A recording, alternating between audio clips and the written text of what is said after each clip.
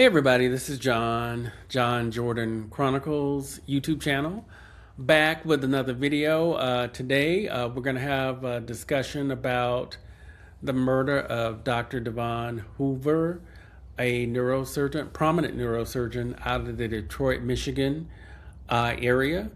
And I'm going to play a news story. It's just from a few months ago, about 5-6 months ago, where a man was apprehended and allegedly has killed the doctor. He's being charged with first-degree murder for killing the doctor. And his trial is going to start at the beginning of next year, 2026. But we're going to watch the news story, and then I'm going to come back and give my commentary. And then I want for you, the audience on my channel, to give your commentary. I'll include some other links to more extensive stories on this case about the murder of Dr. Devon Hoover. And from what I have heard on the news and his friends, the name is pronounced Devon Hoover. I know some of us who are black may think that he is black, but Dr. Devon Hoover is white. And I don't believe it's Devon from all of his friends and the news reporters pronouncing his name is Dr. Devon Hoover. But we're going to get into this news clip, and then I'll come back and give some commentary. Hold on just a second.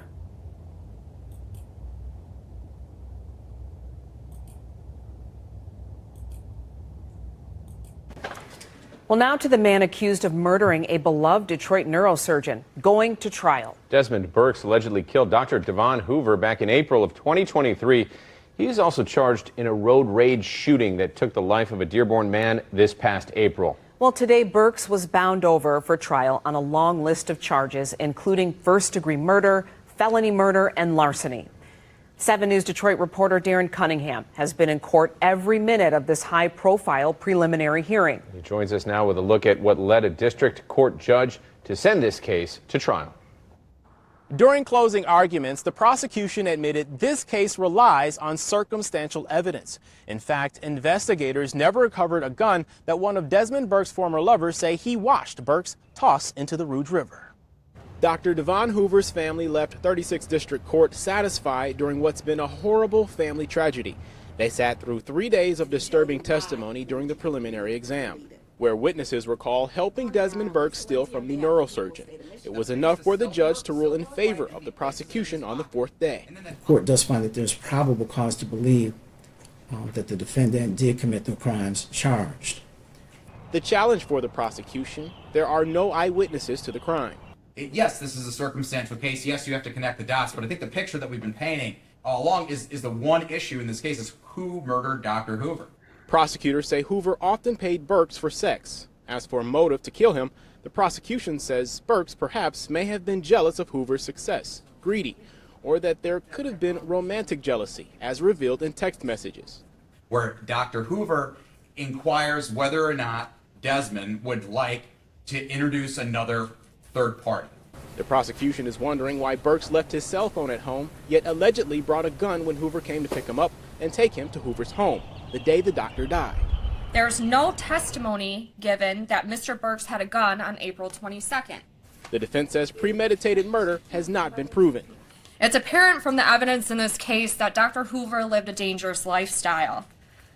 There's stipulated testimony from a neighbor that Dr. Hoover allowed men into his home, many men from what it sounds like, and they stayed there for about 45 minutes. The defense says several witnesses are not credible since they received immunity for the fraudulent activity they admitted to committing with Burks and destroying evidence. There is no direct evidence in this case that Mr. Burks was the shooter here.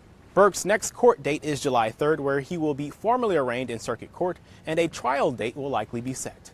Darren Cunningham, 7 News Detroit. Thank you, Darren.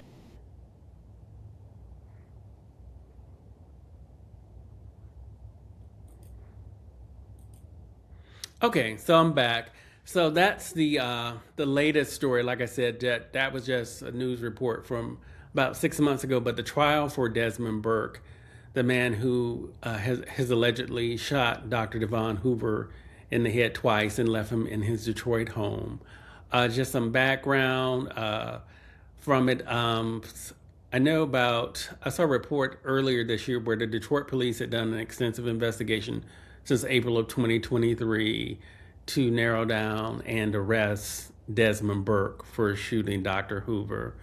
But what happened in that particular case, the police were able to uncover cell phone data that showed over 4,000 text messages between Desmond Burke and Dr. Devon Hoover, which did show a sexual, intimate relationship, and it did show that Dr. Hoover paid Desmond Burke for sex. So there was some type of sex work relationship, although from some of the other news footage I've been able to find, Desmond Burke's friends seem to know, Devon Hoover's friends seem to know Desmond Burke and had met him at his home and knew him on a nickname basis. They called him Des. There were at least two friends that they interviewed who knew, and one woman who was friends with Dr. Hoover said that she thought that Desmond Burke could have committed this crime.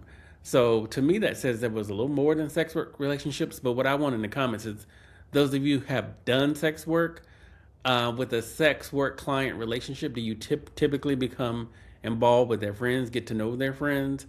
My understanding, which is limited, of sex work is that it would just be transactional. The sex worker provides sex and they get paid. And that's the extent of the relationship. But like I said, I don't know. So I'd like for those of you who have done sex work to get down in the comments and let me know, is that typical? And of course, every sex worker I know, is it the same or has the same experience? So those of you who have done sex work, please let me know on that particular case, whether people usually get personal like that. Other thing about the background of Dr. Hoover, he did come from a Mennonite Amish background in Indiana, and I believe he was the only brother. He had 5 sisters, I believe it is, total of 6, and the way he was discovered in his home, their mother, the family's mother was dying, and the other siblings had gone to Indiana to visit the mother, and Devon Hoover was supposed to go, and he did not show up. So that's how a welfare check was called in by the family to the Detroit police. The police went to Dr. Hoover's home, which was a mansion in the Edison district of Detroit, which is some historic district there. And this was a 13,000 square foot mansion. And they searched and found Dr. Hoover in the attic, shot in the head twice. And he was nude except for his socks and rolled up in plastic in a carpet, I believe is what the news story said. So that's how he was discovered in his home dead. And shortly thereafter, with the police investigation, they found that Dr. Hoover's white Range Rover had been stolen, and some jewelry, some money, things from his home. And of course, these days there's video everywhere. So when the white SUV was abandoned in the neighborhood, there was video in the neighborhood where the home was abandoned. And also a woman who lived near the home said that a white SUV was left in front of her house, and she didn't know whose it was. And it was I believe it was either blocking her driveway or partially blocking the driveway. And she called it in too.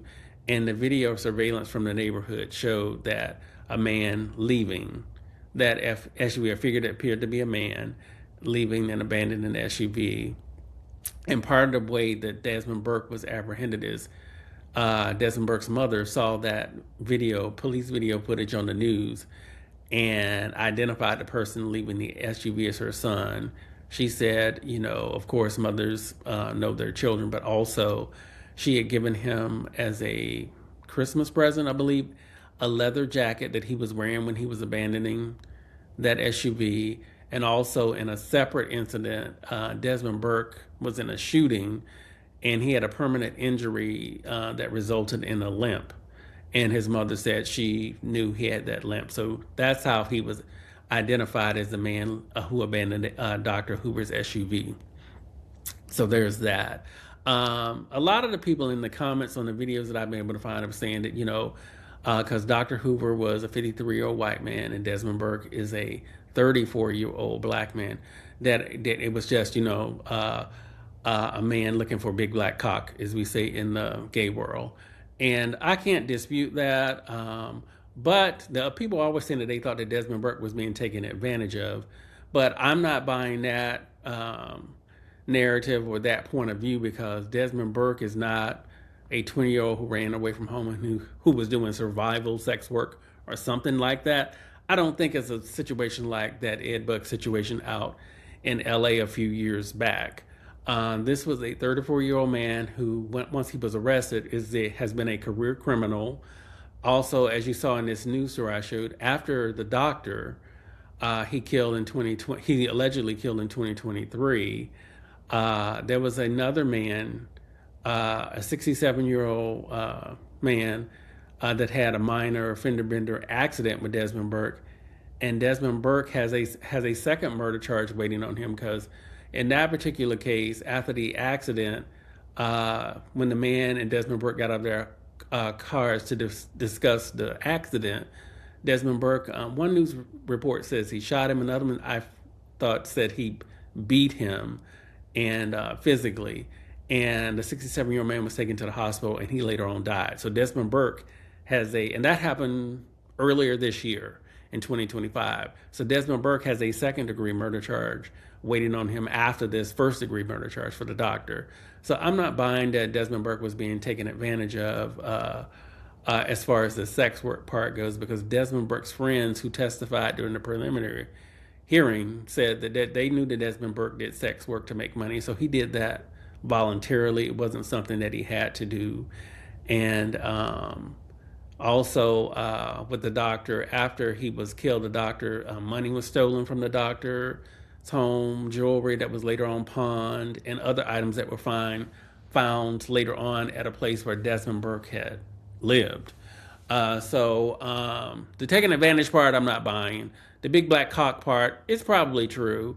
But if it's sex work, you're being paid and you're giving the client what they want, I see that as a reciprocal relationship. If you disagree, you can tell me in the comments what your thoughts are. And that's pretty much it. So very sad story for this prominent neurosurgeon, by all the news stories, very loved, very well respected. The only thing that I do find a little, and it may be because of the doctor's Mennonite Amish background, maybe there's some naivete there, but I mean, if I've found someone to provide sex work from on a site, which Desmond Burke's friend said that he posted, that's how he got sex work. He he had a profile on the site and he would get clients that way. If I found someone that way, I would probably, I definitely would find them. I would put them on a neutral ground as far as the sex would go. I would not invite them into my 13,000 square foot mansion, let them know where I live and that type of thing, from that type of a person who I would see more from the streets, as they say. That's kind of where Desmond Burke was coming from. And like I said, he had been a career criminal prior to this incident and has committed a second murder that we know about since the doctor 2 years ago in 2023. So please get down in the comments. Let me know your thoughts about this case. Like I said, I'll post some more longer news stories. And there's a longer one on, I know, the Law and Crime Network that gives a whole background on it. And you can watch those and then give me your thoughts. Until the next video, take care.